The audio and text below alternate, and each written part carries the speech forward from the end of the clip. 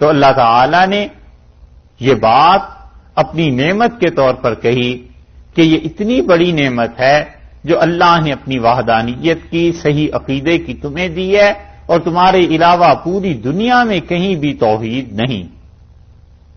یہودیوں کی معاصر اقوام میں 3 قومیں بہت مشہور تھیں۔ ایک مصر کی تہذیب، اور وہاں تو شرک در شرک تھا۔ ایک یونان کی تہذیب، اور یونانیوں کے ہاں تو وہ پوری کہانیاں تھی ستارہ پرستی میں کس کس چیز میں مبتلا تھے۔ اور تیسرے ہندوستان کی تہذیب، اور یہ بھی شرک میں مبتلا تھے۔ تینوں جگہ پر شرک پایا جاتا تھا، دنیا کے آباد حصے اور تہذیبیں یہاں پر تھیں، اور ایک یہ لے دے کے بنی اسرائیل والے تھے، اور ان میں یہودی جن کے مذہب میں اللہ کی وحدانیت محفوظ تھی، توحید پر یہ قائم تھے۔ تو اللہ نے فرمایا بنی اسرائیل خدا کے انعام کو یاد کرو، اللہ کی توحید بہت بڑی چیز ہے جو اللہ نے تمہیں دی۔ اس لیے یہاں پر نعمت سے مراد ان حضرات نے توحید بھی لی ہے کہ اللہ نے فرمایا انعمت علیکم، جو میں نے تم پر انعام کیا ہے، وانی فضلتکم، اور میں نے کیا کیا ہے، تمہیں فضیلت دی ہے، علی العالمین، تمام جہانوں پر تمہارا مقام رکھا ہے، تمہیں فضیلت دی ہے۔ اس لیے تم کیا کرو، اللہ کے اس انعام کو یاد کرو۔ یہ جو ٹکڑا ہے وانی فضلتکم علی العالمین، اور میں نے تمہیں فضیلت دی ہے تمام جہانوں پر، یہ گویا ایک طرح سے انہیں ترغیب دی جا رہی ہے کہ تم اب بھی اللہ کے مقبول اور نیک بندے بن سکتے ہو، بشرطے کہ رسول اللہ صلی اللہ علیہ وسلم کی پیروی اور ان کا اتباع کرو۔ اب جو اللہ تعالی نے فرمایا کہ للعالمین، میں نے تمہیں تمام جہانوں پر فضیلت دی ہے، یا یہ کہ تمام اقوام پر فضیلت دی ہے، دونوں طرح اس کا ترجمہ کیا گیا ہے۔ تمام جہانوں پر فضیلت سے مطلب یہ ہے کہ اس وقت جہاں جہاں دنیا میں، اس وقت میں جب تم پہ ہمارے انعامات تمہارے باپ دادا پہ ہوئے تھے، تو اس وقت دنیا میں جہاں جہاں اقوام بستی تھی، سب سے اچھی قوم تمہیں تھی۔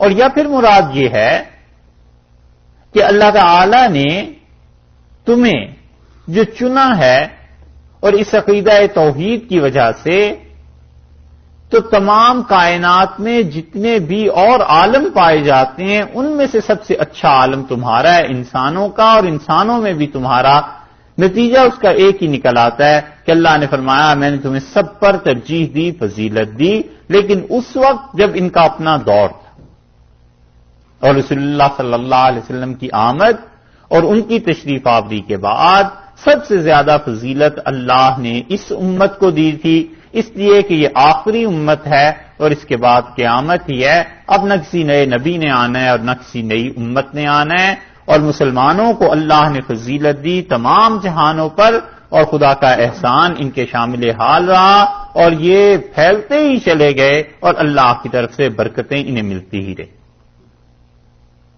اس لیے کہ یہ اللہ کی کتاب پر عمل کرنے والے تھے، تو ارشاد فرمایا یہودیوں کے متعلق اس وقت، اور اسی آیت کو اگر ہم اپنے متعلق لے لیں تو اس امت مسلمہ کو اللہ نے ترجیح دی اس وقت میں جب رسول اللہ صلی اللہ علیہ وسلم تشریف لے آئے، اور اسی لیے حضرت صلی اللہ علیہ وسلم نے فرمایا کہ اللہ نے مجھے خیر کے ساتھ، علم اور ایمان کے ساتھ اس دنیا میں بھیجا، اور کوئی زمین ایسی تھی جہاں پر یہ علم اور ایمان کی بارش برسی اور اس زمین نے قبول کر لیا اسے، اور کوئی زمین ایسی تھی کہ اس میں سے یہ ساری بارش بہہ کے گزر گئی اور وہ پانی وہاں نہیں رکا۔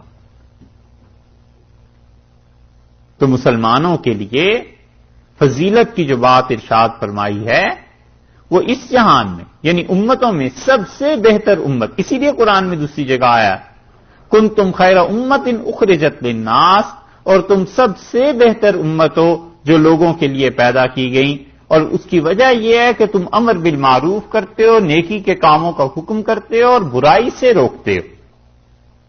اور اگر کوئی انسان یا قوم یا معاشرہ برائی سے نہ روکنے والا ہو اور نیکی کا حکم نہ دینے والا ہو، تو پھر وہ انسان خیر میں نہیں رہتا، پھر وہ قوم خیر میں نہیں رہتی، حتیٰ کہ رسول اللہ صلی اللہ علیہ وسلم نے فرمایا جب تم لوگ نیکی کے کاموں کا حکم چھوڑ دو گے اور برائیوں سے منع کرنا چھوڑ دو گے تو تمہارے نیک لوگوں کی دعا بھی تمہارے حق میں نہیں سنی جائے گی. یعنی اللہ تعالی ذاتی دعائیں قبول کر لیں گے، لیکن تمہارے نیک لوگ یہ مانگیں کہ نئے سرے سے اب امت اٹھ کھڑی ہو اور یہ چیزیں ہو جائیں، فرمایا نہیں سنی جائے گی جب تک کہ لوگ اپنی حالت کو ٹھیک نہ کریں. تو یہ آیت اس زمانے کے متعلق اور ہمارے دور کے متعلق جب مسلمانوں کا عروج تھا. واتقوا اور ڈرو یومن دن سے.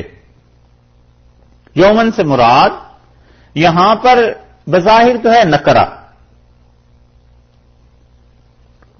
کہ دن سے ڈرو، لیکن دن سے ڈرنے کے کیا معنی؟ ایک خاص دن سے ڈرو. اور اس نکرہ کو معرفہ بنانے کے لیے وجہ کیا ہے؟ آگے جو حالات آ رہے ہیں نا اس سے پتا چلتا ہے کہ یہاں پہ یوم سے مراد قیامت ہے، وگرنہ ہے تو یہ اصل میں نکرہ کے دن سے ڈرو. تو کون سا دن؟ لا تجزی نفس عن نفس شیئا، جس دن نہیں کام آئے گی کوئی جان کسی کے، ولا يقبل منها شفاعت، اور ان سے شفاعت سفارش نہیں قبول کی جائے گی، ولا يؤخذ منها عدل، اور اس دن کسی سے بدلہ فدیہ نہیں لیا جائے گا، ولا هم ينصرون، اور نہ ہی وہ مدد کیے جائیں گے.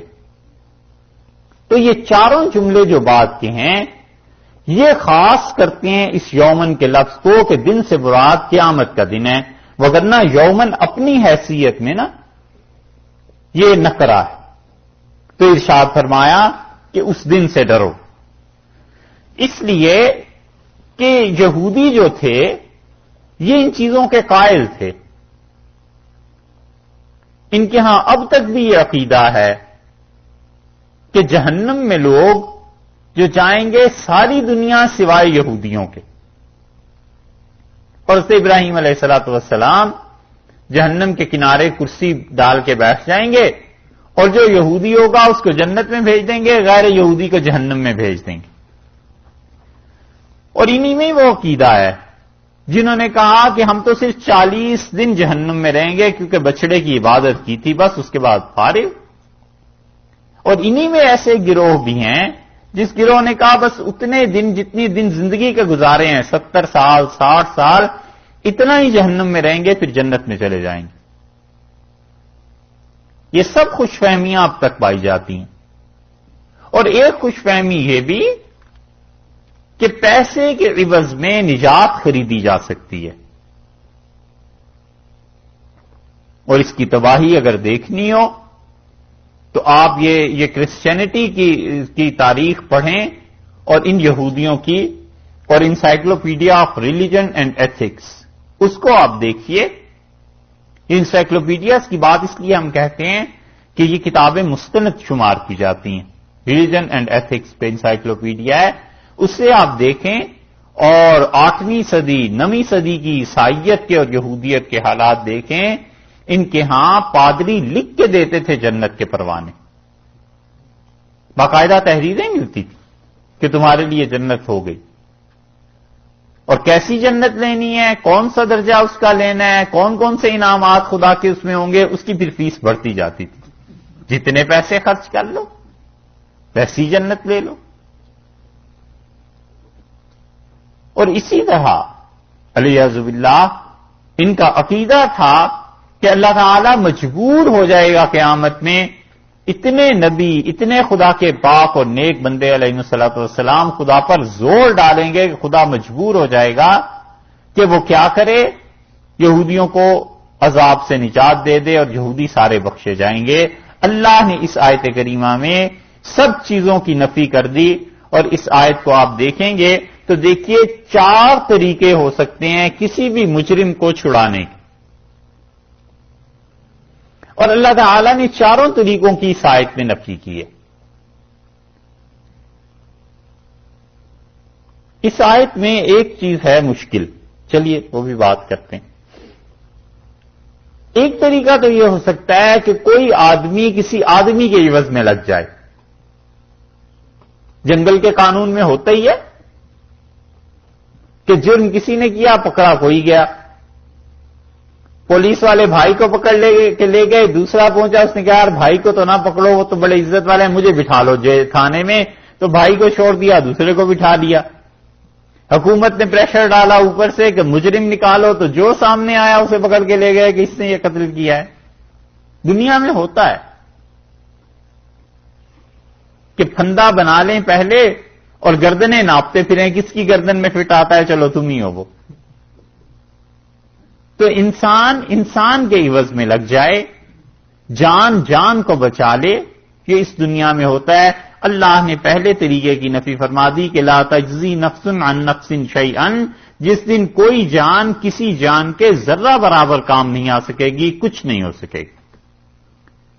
دوسرا طریقہ سفارش ہوتی ہے کہ کوئی کسی کی سفارش کر دے، مجرم چھوٹ جاتا ہے۔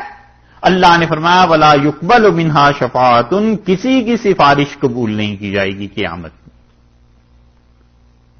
تیسرا طریقہ پیسے دے کے، وہ تو ہم سب جانتے ہیں، ولا یؤخذ منہا عدل، اور اللہ نے کہا کسی سے پیسے نہیں لیے جائیں گے۔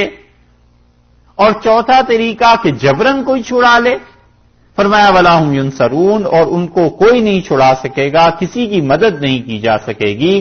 چاروں طریقوں کی اللہ نے اس آیت کریمہ میں نفی فرما دی۔ پانچواں کوئی طریقہ عقلاً نہیں ہے۔ حکمران کسی کو پکڑ لیں تو جبرن چھڑا لائیے، نہیں تو سفارش کرا لیجئے، نہیں تو پیسے دے دیجئے، یا اپنے آپ کو پیش کر دیجئے اس کے عوض میں۔ چاروں طریقوں کی خدا نے نفی کر دی۔ اللہ نے کہا قیامت میں یہ چیزیں نہیں چلیں۔ اس آیت میں جو مشکل چیز ہے وہ یہ ہے کہ یہاں پر ارشاد فرمایا کہ ولا یقبل منہا شفاعۃ، اور کسی کی شفاعت قیامت میں نہیں چلے گی۔ اور اسی کی تائید میں یہاں ہے تعارض۔ سورہ مدثر کی آیت کریمہ آتی ہے 29ویں پارے میں۔ سورہ مدثر اگر آپ دیکھیں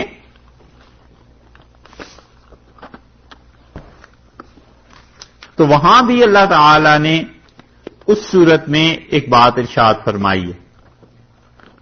29واں پارہ سورہ مدثر،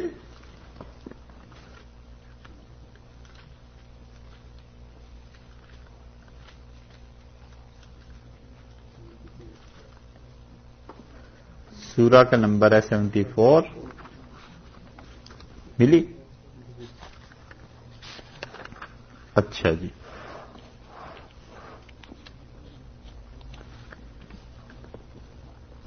آیت نمبر 48 بلکہ 48، بلکہ سے آپ دیکھیں گے اگر آیت نمبر 38 سے تو پھر صحیح سمجھ میں آ جائے گی بات۔ پارہ 29 سورہ مدثر اور آیت نمبر 38۔ ارشاد فرمایا کل نفس بما کسبت رہینۃ الا اصحاب الیمین، یہ ابھی گزری آئے، سوائے دائیں ہاتھ والوں کو، فی جناتن، وہ باغات میں ہوں گے، یتساءلون عن المجرمین، پوچھیں گے جہنمیوں سے، ما سلککم فی سقر، تم جہنم میں کیسے پہنچ گئے؟ قالوا لم نک من المصلین، وہ کہیں گے ہم نماز نہیں پڑھتے تھے، ولم نک نطعم المسکین، ہم مسکین غریب کو کھانا نہیں کھلاتے تھے، وکنا نخوض مع الخائضین، اور ہم بحث کرنے والوں کے ساتھ بحث کرتے تھے، وکنا نکذب بیوم الدین، اور ہم قیامت کے دن کو جھٹلاتے تھے، حتی آتانا الیقین، یہاں تک کہ موت آ گئی، فما تنفعہم، اور نفع نہیں دیا انہیں شفاعت الشافعین، سفارش کرنے والوں کی سفارش نے۔ دیکھا، شفاعت کرنے والوں کی شفاعت نے انہیں نفع نہیں دیا۔ یہاں بھی اس کا مطلب یہ ہو گیا کہ وہ جو لوگ کہتے ہیں شفاعت کا انکار کرتے ہیں، وہ کہتے ہیں اس آیت میں بھی اللہ نے یہی کہا ہے کہ قیامت میں شفاعت کرنے والوں کی شفاعت نے انہیں نفع نہیں دیا، تو کوئی شفیع ان کا تھا ہی نہیں، کسی نے شفاعت کی ہی نہیں۔ جو لوگ اس کے قائل ہیں کہ شفاعت ہوتی ہے، وہ اس آیت میں یہ کہتے ہیں کہ شفاعت کرنے والوں نے شفاعت کی اور نفع ان کو نہیں ہوا، تو اس سے اتنا تو پتہ چلتا ہے کہ شفاعت ہوئی ہے، ان کے لیے ہوئی ہے یا نہیں ہوئی۔ لیکن بہرحال یہ کمزور بات ہے۔ دو قسم کے گروہ ہیں، کچھ تو کہتے ہیں کہ قیامت میں شفاعت ہوگی نہیں، اور معتزلہ نے اس سے مطلقاً شفاعت کا انکار کیا ہے، اور وہ کہتے ہیں کہ شفاعت ہوگی ہی نہیں سرے سے، اور یہ ان کی بات بڑی خطرناک ہے۔ اس لیے کہ دین کی وہ چیزیں جو تواتر سے ثابت ہیں، دین کی وہ چیزیں جو صحیح احادیث سے کثرت سے ثابت ہیں، ان کا انکار بہت بڑی گمراہی ہے۔ ایمان، یاد رکھیے، صرف اسی چیز کا نام نہیں ہے کہ اللہ کو ایک مانا اور رسول اللہ صلی اللہ علیہ وسلم کو اللہ کا آخری نبی علیہ الصلوۃ والسلام مان لیا جائے، تقدیر، کتابیں، فرشتے اور آخرت مان لی جائے، بلکہ اس کے ساتھ ساتھ جو دین کی ضروریات ہیں ان کو بھی عقیدے میں شامل کیا گیا ہے، انہیں ماننا بھی ضروری ہے، کیونکہ وہ اگرچہ براہ راست قرآن سے ثابت نہ بھی ہوں تو بھی رسول اللہ صلی اللہ علیہ وسلم کی کثرت سے احادیث ان چیزوں پہ ہیں۔ مثلاً حوض کوثر ہے، کوئی آدمی کہتا ہے میں نہیں مانتا کیونکہ قرآن میں نہیں آیا، تو ہے تو ٹھیک بات کہ چلو قرآن میں نہیں آیا، مگر وہ جو ساری احادیث میں اس کا تذکرہ آیا ہے وہ کہاں جائیں گی؟ قبر کا عذاب ہے، اول تو وہ قرآن سے بھی ثابت ہے، لیکن ایک آدمی کہتا ہے کہ قرآن سے ثابت نہیں اس لیے نہیں مانتا، غلط بات ہے۔ جتنی احادیث عذاب قبر کے بارے میں آئی ہیں وہ کہاں جائیں گی؟ یہی حال اس شفاعت کا ہے کہ معتزلہ نے جو انکار کیا ہے، مطلقاً انکار کر دیا ہے۔ وہ کہتے ہیں اللہ نے فرمایا ولا یقبل منہا شفاعۃ، اور ان سے کوئی شفاعت نہیں مانی جائے گی۔ وہ کہتے ہیں کہ کوئی شفاعت قیامت میں نہیں ہوگی۔ یہ ان کا موقف، اور ان کے مقابلے میں ہمارا اہل سنت والجماعت کا موقف یہ ہے کہ وہ کہتے ہیں قیامت میں یقیناً شفاعت ہوگی، کوئی شک و شبہ نہیں، اور ہمارے عقائد میں یہ شامل ہے دو شرائط کے ساتھ۔ ایک تو اس کی شفاعت ہوگی جس کے متعلق اللہ اجازت دیں گے کہ کسی کو بھی کہ تم شفاعت کرو، اور جس کے لیے اللہ راضی ہوں گے اس کے حق میں شفاعت ہو جائے گی۔ دو آدمی ہیں، ایک طرف شفاعت کرنے والے ہیں اور ایک وہ ہیں جن کی جا رہی ہے۔ اللہ ان کو اجازت دیں گے کہ آپ بات کیجئے، اور ان کے متعلق اجازت دیں گے کہ اس کے متعلق بات کیجئے، تو اللہ اس کی شفاعت کو قبول کر لے گا۔ سارے قرآن پاک کی تعلیم کا خلاصہ یہی ہے، جتنی آیات شفاعت کے بارے میں آئی ہیں ان سب کا نچوڑ و خلاصہ یہ۔ پہلے قرآن کی دلیل سن لیں، سورہ بقرہ میں تیسرے پارے میں دیکھیے۔ اچھا،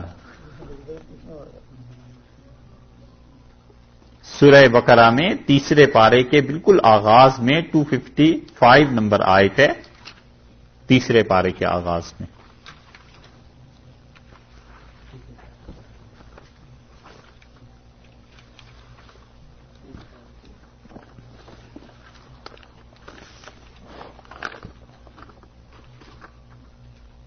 ملی جی، تیسرا پارہ سورہ بقرہ اور 255 نمبر آیت کریمہ۔ اللہ تعالی نے فرمایا کہ اللہ لا الہ الا هو الحی القیوم، اور اللہ تعالی کی ذات پاک وہ اکیلا الہ ہے، اس کے علاوہ کوئی نہیں، ہمیشہ زندہ رہنے والا اور ہمیشہ قائم رہنے والا۔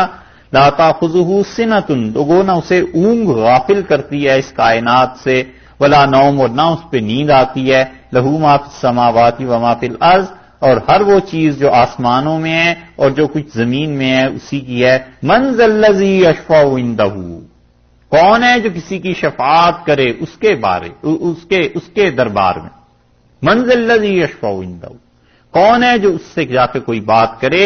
الا باذنہ، ہاں مگر جس کو حکم ہوگا، جس کو اجازت ہوگی اس کا اللہ نے استثناء کر دیا، کہ مطلب یہ کہ جس کو اجازت ملے گی کہ آپ یہ بات کر سکتے ہیں وہ بات کرے گا۔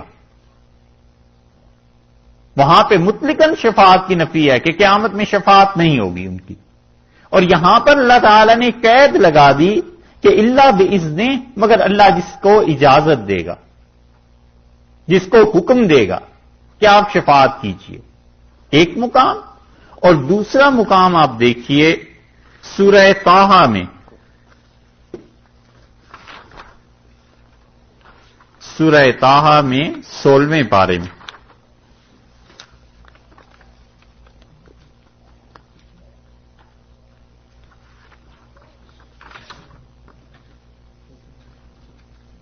سولہواں پارہ سورہ طٰہٰ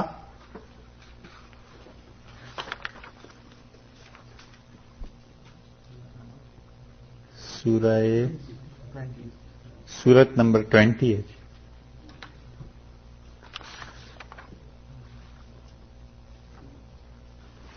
آیت نمبر 109. 16واں پارہ ہے طٰہٰ سورہ نمبر 20 اور آیت نمبر 105 سے دیکھیں جو بات شروع ہوتی ہے پھر سمجھ میں آ جائے گی. وَيَسْأَلُونَكَ عَنِ الْجِبَالِ، اور ہمارے نبی صلی اللہ علیہ وسلم آپ سے سوال کرتے ہیں پہاڑوں کے بارے میں کہ قیامت میں پہاڑوں کا کیا بنے گا. فَقُلْ، آپ ارشاد فرمائیے کہ يَنْسِفُهَا رَبِّي نَسْفًا، میرا پروردگار انہیں ریزہ ریزہ کر دے گا، ٹکڑے ٹکڑے کر دے گا.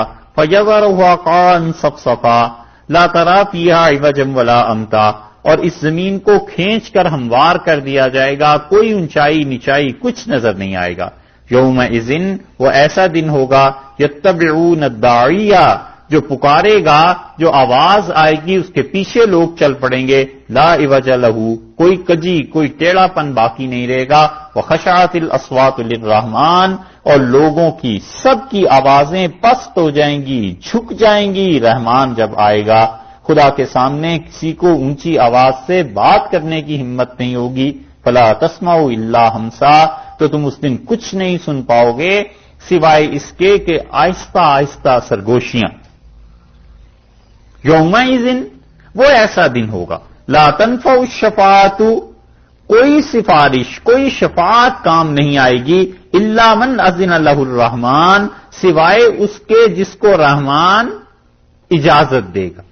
وَرَضِيَ لَهُ قَوْلًا، اور جس کی بات سے رحمان راضی ہوگا اس کو اجازت دے گا، اور جس کے لیے راضی ہوگا اس کے لیے اجازت ہو جائے. دونوں چیزیں کر دیں. ایک تو اللہ اجازت دے گا، اس سے معلوم ہوا کہ لا تنفع الشفاعۃ، قیامت میں شفاعت نفع نہیں دے گی کسی مجرم کو. ادھر سے بھی نفی اور ادھر سے بھی نفی، نہ کسی مجرم کو نفع ہوگا اور نہ کوئی شفاعت کرنے والا کرے گا. الا ہاں من اذن لہ الرحمن، جس کو اللہ حکم دے دیں گے رحمان کہ آپ سفارش کیجئے، آپ شفاعت کیجئے، وہ کرے گا. اور جس کے لیے رضی لہ قولا، اور جس کے لیے اللہ تعالیٰ کہیں گے کہ اس کے بارے میں کرو، اس کی جائے. یہ آیت ہے اہل سنت والجماعت کی دلیل، اور وہ کہتے ہیں کہ اس کا مطلب یہ ہے کہ قیامت میں شفاعت ہوگی اور اس کا نفع پہنچے گا. جو ٹائی پڑی ہے ان ساری آیات کے درمیان، جو الجھن اور مشکل پیش آئی ہے، اصل میں ابو سعود رحمت اللہ علیہ مفسر ہیں، انہوں نے بڑی اچھی بات لکھی ہے. وہ کہتے ہیں کہ یہاں جس شفاعت کی نفی کی گئی ہے، اللہ تعالی نے کہا ہے کہ یہ شفاعت جو کافروں کے لیے ہے، خاص طور پر کافروں کا ذکر ہے نا، تو کافروں کو کسی کی شفاعت کام نہیں دے گی، اس لیے کہ کافروں کے لیے شفاعت کی اللہ اجازت ہی نہیں دے گا تو انہیں کس بات کی شفاعت ہو جائے گی. اس آیت کو دیکھیے، یہ تو ابو سعود کی رائے ہے رحمت اللہ علیہ کی. وہ کہتے ہیں وگرنہ جتنی آیات باقی ہیں قرآن پاک میں اور جتنی احادیث ہیں شفاعت کے باب میں، وہ سب آپس میں ٹکرا جائیں گی. تو ہم کہتے ہیں یہ کافروں کے بارے میں آیت نازل ہوئی ہے، کافروں کا شفیع کوئی نہیں ہوگا. شفیع سمجھے؟ شفاعت کرنے والا. کافروں کا شفیع کوئی ہوگا ہی نہیں تو انہیں شفاعت نفع بھی نہیں دے گی. اس آیت کے ترجمے کو ایک اور طرح آپ دیکھیں، یہ ابو سعود رحمت اللہ علیہ کی رائے ہے. ایک اور بات بھی عقلاً سمجھ میں آتی ہے. اللہ تعالیٰ نے فرمایا واتقوا یوما لا تجزی نفس عن نفس شیئا، اس دن کے لیے ڈرو جس دن کوئی جان کسی جان کے کام نہیں آئے گی. تو کوئی جان ہوگی ہی نہیں جو اپنے آپ کو بچانے کے چکر میں نہ ہو، تو کوئی جان جب ہوگی نہیں تو کام کیا آنا ہے. کوئی جان ایسی ہو جو کسی کے لیے لگنے کو تیار ہو، تو کوئی جان ہے ہی نہیں تو کام کیا آئے گی. ولا يقبل منها شفاعۃ، اور ان کافروں کو کوئی شفاعت قبول نہیں کی جائے گی. تو جب شفیع کوئی نہیں ہوگا تو شفاعت کہاں سے قبول کر لیں گے. ولا یؤخذ منها عدل، اور ان سے پیسے لیے ہی نہیں جائیں گے تو پیسہ ہوگا ہی نہیں تو لیں گے کیا؟ سرے سے نفی کر دی. ولا هم ينصرون، اور نہ ان کی کوئی مدد کی جا سکے گی. خدا کے مقابلے میں کوئی جبر کر ہی نہیں سکتا تو مدد کیا کرے گا؟ ہو گئی نا نفی. یہ شفاعت جس کی نفی ہے کافروں کے لیے. آئی سمجھ میں بات؟ اور سب سے آسان بات آپ سے عرض کریں، وہ لکھی ہے مولانا اسماعیل شہید رحمت اللہ علیہ نے تقویت الایمان میں. اسے پڑھیے، اور اگر نہ اردو پڑھنی آتی ہو تو اسے سبکن کسی استاد سے پڑھیے. یہ کتاب عقیدے میں بڑی زبردست چیز ہے. مولانا اسماعیل شہید رحمت اللہ علیہ پوتے تھے شاہ ولی اللہ محدث دہلوی رحمت اللہ علیہ، اور ان لوگوں نے اس زمانے میں دین کے لیے جو محنت کی ہے نا شاہ صاحب کے خاندان نے، یہ کوئی بچوں کے کھیل نہیں تھے. پوری قربانیاں دے کے انہوں نے محنت کی. مولانا اسماعیل شہید رحمت اللہ علیہ کے زمانے میں دوسرا نکاح بیوہ عورت کا کرنا یہ اتنا بڑا گناہ ہندوستان میں سمجھا جاتا تھا کہ قتل کر دیتے تھے مسلمان ایک دوسرے کو. پتہ چل جائے کہ کسی عورت نے اپنے شوہر کے مرنے پہ دوسری شادی اس کے بعد کر لی. کوئی تصور نہیں تھا کہ لڑکی دوسری شادی کر لے. جوان لڑکیاں بوڑھی ہو جاتی تھیں، مر کھپ جاتی تھیں، دوسرا نکاح نہیں ہو سکتا. ہندو مت کا اتنا اثر تھا. یہ تو اللہ جزائے خیر دے شاہ صاحب رحمت اللہ علیہ کے خاندان کو، انہوں نے سب سے پہلے اس کام کو شروع کیا ہندوستان میں. کریا کوچا گئے اور جا کر پڑھاتے رہے، بتاتے رہے کہ لڑکیوں کے نکاح پر. کسی نے پوچھا مولانا اسماعیل شہید رحمت اللہ علیہ سے کہ حضرت آپ اتنے بڑے گھرانے سے اور اتنے پڑھے لکھے، اور چچا آپ کے شاہ عبد العزیز صاحب اور شاہ عبد القادر صاحب اور شاہ رفیع الدین صاحب رحمت اللہ علیہ، یہ آپ کے تایا چچا اور آپ کے دادا اس مقام کے، آپ کہاں سید احمد شہید رحمت اللہ علیہ کے یہاں جا کے بیعت ہو گئے؟ سید صاحب رحمت اللہ علیہ تو پڑھے لکھے بھی اتنے نہیں تھے. لوگ عمروں کے حساب کرنے بیٹھتے ہیں. مولانا اسماعیل شہید رحمت اللہ علیہ 7 سال بڑے تھے سید صاحب رحمت اللہ علیہ سے. اور اگر صرف علم کو دیکھا جائے نا، کتابوں کی پڑھائی کو، تو سید صاحب رحمت اللہ علیہ کا دور کا واسطہ نہیں مولانا اسماعیل شہید رحمت اللہ علیہ اتنے پڑھے لکھے تھے. تو کسی نے پوچھا حضرت آپ کہاں بیعت ہو گئے جا کے، کہاں تعلق جوڑ لیا سید صاحب سے؟ تو انہوں نے کہا میاں بات تم میری سنو، ہمیں اور تو پتا نہیں کہ کیا ہوا. جو تبدیلی تم پوچھتے ہو مجھ میں جو آئی ہے بیعت کے بعد، وہ یہ تھی کہ میں اپنے گھر میں میرے چچا نے، حضرت نے حکم دیا مولانا شاہ عبد العزیز صاحب رحمت اللہ علیہ نے کہ لڑکیوں کو مشکات پڑھاؤ. تو فرمایا مشکات شریف میں پڑھاتا تھا اور خاندان کی بچیاں پڑھتی تھیں، اور ایک اس میں سے ایسی تھی جس کے شوہر کا جوانی میں انتقال ہو گیا اور وہ بیوہ ہو گئی. تو جب مشکات میں یہ باب آیا کہ رسول اللہ صلی اللہ علیہ وسلم فرمایا اپنی بیوہ عورتوں کا نکاح کر دیا کرو، تو میں جان بوجھ کے اس باب کو چھوڑ کے آگے چل پڑا کہ بہن نے اگر پڑھ لیا، یہ میری کزن تھی، بہن تھی، عزیزہ تھی، اگر اس نے پڑھ لیا اور مجھ سے کہا کہ حدیث میں آیا ہے تو میں دوسرا نکاح کرتی ہوں، تو میں کیا جواب دوں گا؟ ناک کٹ جائے گی. تو میں نے وہ حدیثیں ہی نہیں پڑھائیں اور آگے چل پڑا. اور فرمایا جب میں سید صاحب رحمت اللہ علیہ سے بیعت ہوا تو میں آگرہ میں ایک جگہ تقریر کر رہا تھا، وعظ کر رہا تھا، اور وعظ میں اسی بات پر کر رہا تھا کہ مسلمانوں عورتوں کے حقوق کا خیال کرو، لڑکیاں جو بیوہ ہو جائیں تو دوسرا نکاح کر دیا کرو. اور ایک آدمی اٹھا اور اس نے کہا مجھے ایک سوال پوچھنا ہے. تو میں سمجھ گیا کہ یہ مجھ سے کیا کہے گا. میں نے کہا ابھی نہ پوچھو، اور میرا وعدہ ہے کہ میں ہفتے 2 ہفتے میں آؤں گا، پھر پوچھنا، پھر جواب بھی دوں گا. تو وہ ہنسا اور بیٹھ گیا. تو میں جمعہ پڑھا کے دلی گیا، اور میری ہمشیرہ جن کا جوانی میں بیوہ ہو گئی تھی اور شوہر نہیں تھا، تو میں ان سے کچھ کہہ نہیں سکا، اپنی پگڑی اتار کے ان کے پاؤں پہ رکھ دی۔ تو بہن نے مجھ سے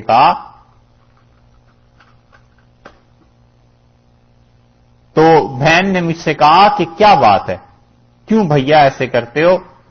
میں نے کہا کیا کروں، ہم جا کے لوگوں سے واز کرتے ہیں، لوگوں کو نصیحت کرتے ہیں کہ دوسرا نکاح کرو اپنی بہنوں کا، بیٹیوں کا جو جوانی میں بیوہ ہو جاتی ہیں، اور لوگ کھڑے ہو کے پوچھتے ہیں کہ اپنے گھر میں جو بیوہ ہے اس کا نکاح کیوں نہیں کیا، تو میں کیا جواب دوں گا؟ اللہ کے واسطے آپ کہیں نکاح کر لیجیے۔ تو ان کا بھائی میری کوئی عمر رہی ہے، اتنی بوڑھی ہو گئی، ان کا کچھ پتا نہیں، آپ بوڑھی ہو گئی ہیں، لیکن اللہ کے واسطے آپ ہماری مدد کیجئے دین کے کام میں۔ تو وہاں اسماعیل شہید رحمۃ اللہ علیہ کہتے ہیں، مجھ سے بہن نے کہا کہ آپ کہیں جہاں چاہیں نکاح کر دیں۔ تو محلے میں ایک نمازی تھے بوڑھے، ان سے میں نے ہمشیرہ کا نکاح کیا اور آگرہ گیا تو اس آدمی سے میں نے کہا میں اپنے گھر میں نکاح کرایا ہوں، اب بات پوچھو جو پوچھنی ہے۔ کہنے لگے میاں سید صاحب رحمۃ اللہ علیہ سے بیعت ہونے کے بعد دین پہ عمل ایسا ہو گیا تھا، اور پہلے وہ حال تھا اب یہ حال ہو گیا، یہ فرق پڑا ہے۔ یہ وہاں اسماعیل شہید رحمۃ اللہ علیہ کا واقعہ ہے۔ اور مولانا نے جو تقویت الایمان لکھی ہے نا، عقیدے میں بڑی زبردست چیز ہے، پڑھنی چاہیے۔ مولانا نے شفاعت پر بحث کی ہے، اور شفاعت کی 3 قسمیں بیان کی ہیں۔ حضرت نے ہی نہیں، ان سے پچھلوں نے بھی بیان کی، لیکن بات وہی ہے کہ شہر میں تو بہت سے لوگ وہی اچھے ہوتے ہیں، لیکن اپنی ماں زیادہ اچھی لگتی ہے، اپنا باپ زیادہ اچھا لگتا ہے۔ تو وہاں اسماعیل شہید رحمۃ اللہ علیہ کے اس لیے حوالہ دیتے ہیں، شفاعت کی ایک قسم تو یہ ہے کہ کوئی اپنی وجاہت، اپنا اثر رسوخ اور اپنی شخصیت کا استعمال کرے،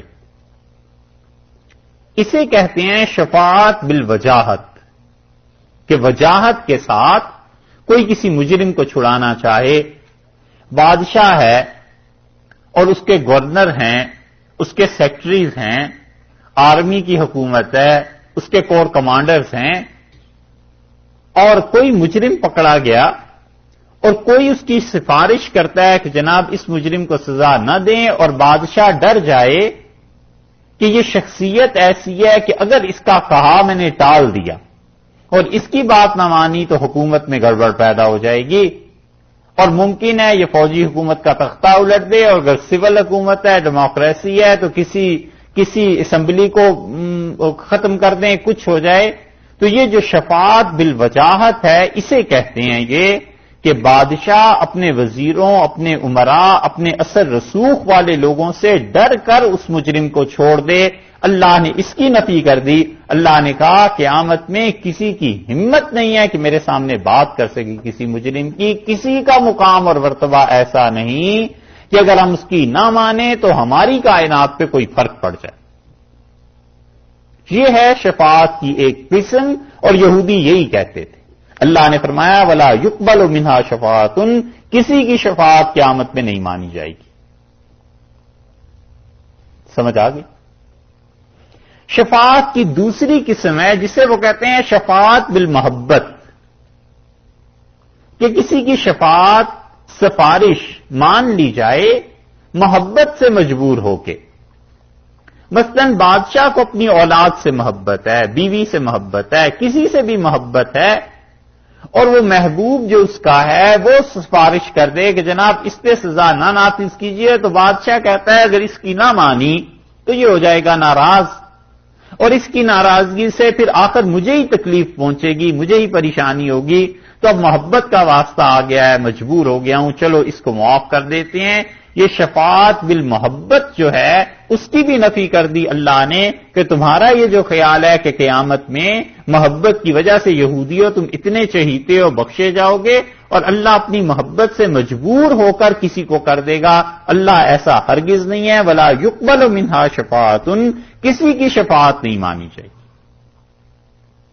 دو ہو گئی چیزیں، اور تیسرے جبر، وہ تو کوئی بھی نہیں مانتا کہ حق تعالی شانہ پہ جبر ہو جائے اور اللہ کسی سے دب کے قبول کر لے، یہ بھی کچھ نہیں ہے۔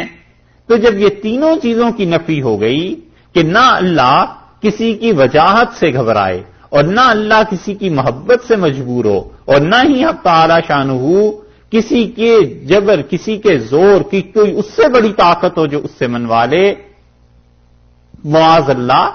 جب یہ تینوں چیزوں کی نفی ہو گئی تو باقی شفاعت وہ رہ گئی جو اللہ کے حکم سے، اللہ کے اذن سے ہوگی، اسی کے ہم قائل ہیں، اسی کے متعلق احادیث آئی ہیں۔ رسول اللہ صلی اللہ علیہ وسلم کو اللہ اجازت دے دیں گے، وہ شفاعت فرمائیں گے اور انشاءاللہ یقیناً ہوگی۔